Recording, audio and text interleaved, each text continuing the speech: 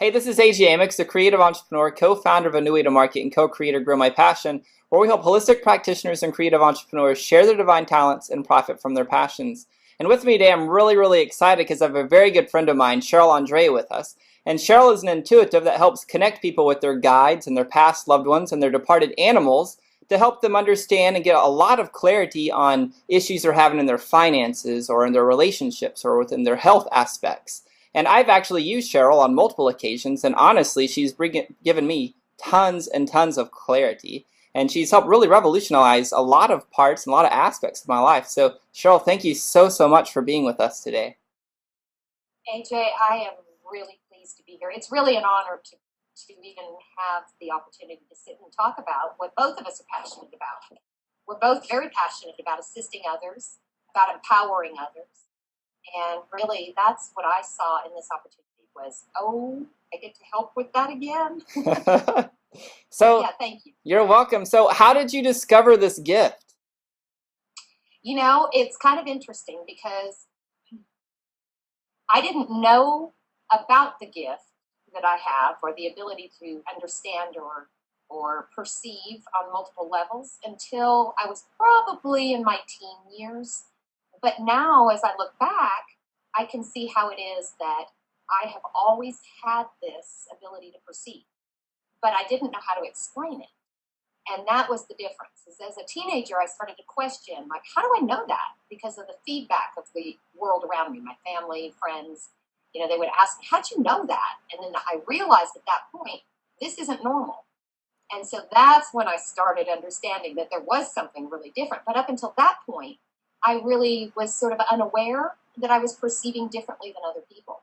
Mm-hmm. So then in my 20s, I started actually utilizing that in service of others, not just, for myself to understand the world around me. Right. Or to benefit the family members or close friends. It was then I realized, oh my gosh, this is something that everybody could benefit from if they were interested in having clarity or understanding about something. Awesome. We talk a lot about with our students about manifesting and creating things. So I kind of want to get your perspective on, what is manifesting? What exactly is that? Yeah, that's a really good question because what we don't realize, well, first of all, let me say it this way. Manifesting, we typically have the immediate response that word means to create something, right? But then we make that equal creating something in a tangible form that we want, right? Mm-hmm. But actually, we're manifesting things that we don't want as well. And so manifesting is really a process from where we are currently to and through another experience to then end in another end result. So it's a little bit more or a little broader of a definition than probably most people are even considering what manifesting means. So manifesting to me, and when I work with clients, is really about being able to consciously and deliberately create something. Right? That's what we really want, is we want to be able to manifest something that we've set our goals on. Mm-hmm. And so that's where I look is at somebody's energy and listen to what they're really saying. I don't like this about my life, but I like this. Okay. And I really like it to look like this. Gotcha. So what does it take to manifest our realities? Oh. Well, I'd like to talk just briefly about what the order of creation is. Yeah. Because that plays into manifesting. Okay. So first, everything is energy, and we think of that as out there, or in heaven, or God, the universe. It's something we can't really put our finger on. It's out there. So everything is energy. Then it becomes a little more organized, and it becomes a thought in our brain. We call that inspired thought, but really it's more than that. So then after we have the thought, we have an emotional response, which is a little more organized and a little denser. And combined, the thought and the emotion creates into the physical. So manifesting anything that we desire is possible, provided, first of all, that we understand what that order of creation is. Because most of us are looking externally and asking to do it out there. Right. But it always originates from in. Because, of course, first we have that thought, then we have an emotion that we like that thought, or we can have the opposite. We don't like that thought. And it doesn't matter which one we fixate or focus on. It that we're focusing on will become manifest. That's why I explained the order of creation. I see. Got you. So we have like a lot of students who, they want to take their passions to the world and they want to share their divine talents, of course, with the world. How important is it to have your intent? Because we're talking about manifesting and creating our reality. So how important is it to have our intent in alignment with the things that we want to manifest, whether that be our goals and our aspirations or whatever that may be for each individual? Right. That's an excellent question. Because when we're considering something that we want and how it is that we desire to get there, what we start doing is we start looking outwardly again. And we get a little distracted by all of the what we think it is, how we might do it, who might be involved, how long it'll take, the whole process, right? And Certainly. so when we're doing that, we lose track of our intent. Yet we still have an intent behind it. We're just not always aware of what that intent has become because our focus and our conscious awareness is directed outward. So to answer the question about how important intent is, it's exceptionally important to be aware of the intent, even more than the actual intent, because otherwise we lose any ability to deliberately and consciously create something that we want. So that's how it is that we end up with something that feels like, how did that happen? Yeah. So how can we monitor our intent? I mean, how can we make sure that we're staying in alignment with it? Oh, excellent. This is my favorite part, because this is where it gets exciting, actually. This part, the how we monitor the intent, is what brings us back internal. Instead of being so outwardly focused, we have to pay attention to that which is going on internally. So as I was considering it wasn't that long ago, I was considering this very question, like how do we monitor? What kind of tools could we use? How do I teach that very clearly? Right. And what I realized when I was listing everything was that I had a list like 15 different items, and 14 of those 15 were internal processes. Only one of them was an external process. Okay. And I thought, wow, now that's quite a statement. So I suggest to people all the time, first to understand how the order of creation works. That gives us a sense of peace and a sense of clarity that we are safe, right? That we can take the risk, that we can believe in ourselves. And that is an incredibly important aspect of this, is that once we understand that we have the ability to use our free will to choose to create absolutely anything, and that we are supported by the universe, by God, by multidimensional beings, our spirit guides, etc., when we know that they're supporting our free will choice making, then we feel safe again in the world. And then we stop looking externally. So that's one tool. Another tool that I suggest to people, and this was the only one that was an external tool, I suggest that they keep a dream journal. Because when we are dreaming, our minds are shut off. The conscious thinking part, the part that is judgmental, the part that is trying to figure out all the details, the part that wants to know all of the answers before we will take a step forward. So when we go to sleep at night, that part of us is shut off, and what we're really doing is connecting with our higher self for that sleep period where we can recalibrate, refresh ourselves, and our physical body gets the rest to do all of the cleanup and be healthy, right? Right, certainly. It gets the downtime. But when we wake and we've had those dreams, the symbols that we receive in the dreams, the things that don't make any sense, the randomness, how all the different parts are strange to us, that's because on some other level, we are learning something. But when we wake up, what do? We try to figure it all out. We wonder, why was that person in our dream, right? But if you will keep a dream journal and you begin to see over a period of time how there are common denominators in the dreams, there are similarities or a pattern. At first, it might not seem very related. And then all of a sudden you begin to see the pattern. Gotcha. So dream journal is very, very, very helpful.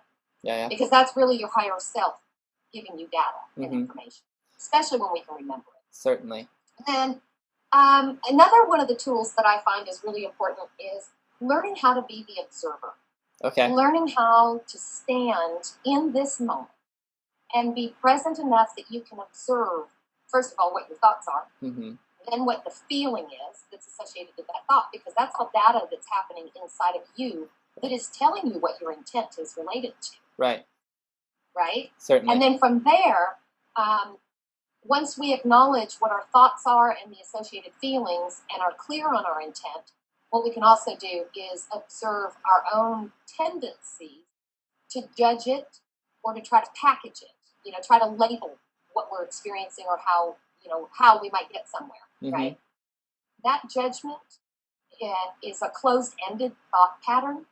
And when we're closed-ended with our thoughts versus being the observer without a conclusive thought, just observing it, if we're closed-minded or closed-thought like that, then what happens is we don't leave the space to even see the signs or to see what other possibilities are there, right?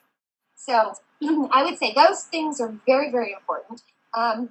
Reducing the judgment is a very critical aspect of it. Because when and I know most people think, oh, judgment, that's a negative. But we have to have judgment. Certainly. We need to evaluate. We need to weigh out pros and cons, because that's how we then use our free will to make a decision, right? Is by understanding what this might look like or what that might look like. Yeah. So I call it trying ideas on for size in the dressing room that we call our imagination. You get to elaborate on them inside of your imagination. And when you do that, then you get to pick the greatest and grandest version of what you would like to create. Right? Certainly. So judgment, reducing judgment, having faith and trust. Yeah. If you don't already have a lot of faith and trust, some of what I've already covered here will absolutely help increase that faith and that trust. I know one of the things you talk about on faith and trust is the idea when you're driving to California, right? You use this analogy, it's driving to California, and if you look out the window, you'll see cows or deserts, and the scenery changes, but it doesn't necessarily take you off path as you're moving towards your destination. So it kind of depends on if you're looking out the windshield or the side windows. Absolutely. Absolutely. And that's a really important part, AJ. Thank you for bringing that up, because I noticed that as we become very externalized, like say we name something that we want to create, this new, passion that we have discovered about self, and we're so willing to get out there and go live it, right? And we really want to create this job or this perfect sort of life that we've imagined in our minds. And as we desire that, your mind has expanded into that space of awareness that is a good fit for you. Right. And then what happens for most people, and this is the reason that so many people don't see things manifest the way that they desire them to, is because we get distracted. We get distracted by that scenery, because that passion, that job, that desire that you have claimed in your mind is like California. It is for this purpose, your destination. And when we stay in our cars in real life and we know that we're headed to California, we know that it's going to take a little bit of time to get there, and that we're going to cross through several states, and that we're going to have lots of scenery. But when we're actually in the car, we don't ditch off to the side of the road and say, gosh darn it, how come I'm not there yet? Right. Because we've become distracted by something in our scenery on the way. We know it's illogical to do that. We would never get to California.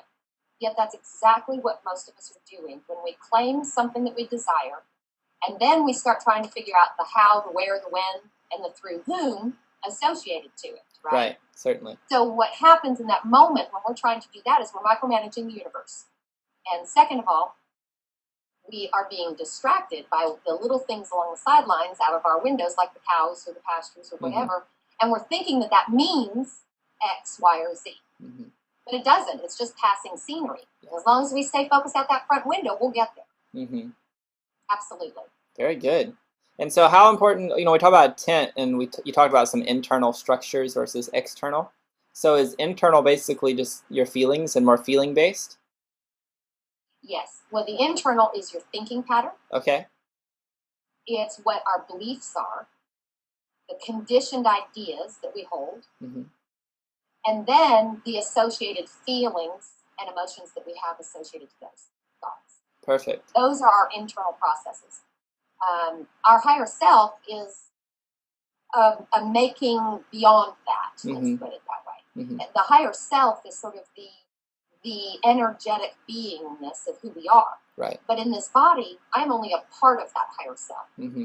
I'm only an aspect, about 10% of my soul in this body called Cheryl.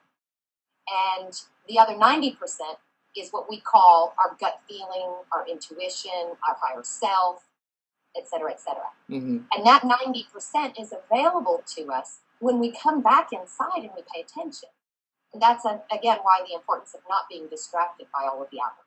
Awesome. Awesome. Yeah. So you have a new book out. It's coming out. It's in the process of coming out. Yeah. Yeah, I've got it right here. I do. I'm loving all over it. I just got the whole shipment yesterday. Uh-huh. I keep opening up the pages. I keep glancing through it. I'm so excited about it. It's just a little chapter that I have as a collaborator in the book. There's 32 stories in the book. And I feel so honored, AJ. It's called Adventures in Manifest. So what an appropriate name. Certainly. Right, for what we're talking about. Certainly. So where can people go to get the book or find out more information about the book and you? Yeah. Okay. My website would be the best place to go. And it's CherylAndrea.com. You'll find all of the information there about how to contact me, emails, how to schedule an appointment. I am today getting all of the book information put up there. I do have the book listed there. I just don't have order information there yet. I'm still trying to figure that part out, to be honest. So this is the first time I've ever done this. And that's really, I think that's why I'm so excited, is because, wow, I mean, there's just a little chapter in there that's mine that I've authored, but I feel so honored. I'm in a book with Bob Doyle from The Secret. Yeah. And Janet Atwood, who wrote The Passion Test. Uh-huh. I mean, these guys are not small names in the work that we do together. And I really take that seriously. That's a real honor to be included in a book like that. That's awesome. Well, congratulations on the new book. Thank you. Thank you. It's the first one of many. I have committed myself to continuing my writing. Yeah, you have one coming out from like something in Hawaii or something. Yes. I was contacted a few weeks ago by the Hawaii Wellness, I think it's called Hawaii Wellness Directory and Magazine. Yes, that's the correct name. Hawaii Wellness Directory and Magazine. And that's a really interesting story. And it does correlate to what we're talking about. I know. And I manifested it. For those who may not know, I grew up in Hawaii, the latter part of my childhood. And this lady in Hawaii, who I have no connection to, or at least not until recently, she contacted me on Facebook, of all places, and sent me a private message and said, hey, I'd love to invite you to enter a submission to participate in this book that we're publishing this year. And it intrigued me because the message that they're writing the book on is related to 2012 and 2013 and beyond 2012. And what they're hoping to do by the book is inspire people to see that we really have the ability to create, and we can create anything. So why are we focused on all the problems in the world? Let's redirect our focus. It's not all going, to what in a handbasket. Yes. Right? It's really our choice. And the fact that she contacted me, the fact that she asked me to participate was exactly something that I had been asking for and intending to create. Now, I didn't know it was going to be in Hawaii. Yeah. But my thought over the last month has been, gosh, with all this 2012 stuff going on, I really wish that humanity understood that it's not so negative. Yeah. And that is the very thing they asked me to write about. I thought, oh my gosh, couldn't be more clear. Right. I mean, I put out the request. I stayed aligned to it. I didn't try to micromanage the universe in how, when, where, or through whom. And voila, within just a few weeks, there it was, the opportunity. Yeah, you're very, very, very good at manifesting and creating things. Thank you. Thank you. I mean, I'm getting better at it. I still feel like I could do better, but I'm a little anal about that stuff. I like to be my best at anything I do. Yeah, well, you're very good. So thank you so much for spending the time with us and sharing all of your ideas on manifesting. Absolutely. And I hope everybody goes to your website and gets your book because it's really cool. It has a lot of stories. It's really been fun to sit and talk with you. Yeah, you're welcome. Yeah. So. The one thing that I want to say in closing, if I could, sure, is I want to really ask people to consider what their very, very best dream would be. What is their greatest, grandest version? Get excited about it. Because when you don't give any limitations to that, when you don't say, oh, well, it has to happen this way, it needs to look like that, so-and-so is going to have to do this before I can do that. If you don't do that and you just get excited about what you're passionate about, oh my gosh, AJ, it just changes everything. All of those signs, all of the indicators, all the support you need, the right people, everything lines up, including the money for it. Yes. Yeah. So I just want to encourage people, get out there and really dare to shine. Really do it. You can do it. Certainly. Perfect. Well, thank you. Thank you. Have a really wonderful rest of your Wednesday. You too.